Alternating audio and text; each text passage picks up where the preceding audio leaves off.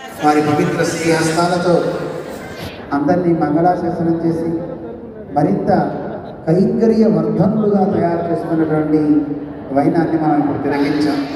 ఓ పక్క ఇక్కడుండే సేవకులు, ఇక్కడుండే భక్తులందరూ కూడా చక్కని సేవలు చేస్తూ పెరుమాళ్ళకి ఆనందాన్ని కలిగిస్తున్నారు. ఇప్పుడు రామానుజాచార్య స్వామి వారు సాకేత రాముడు గజవాహనారుడైన స్వామిని కూడా ఒక్కసారి సేవించి బయలుదేరుతారు. ఎలా ఎత్తుకొడుకు యాగశాల ఎత్తుకోవడం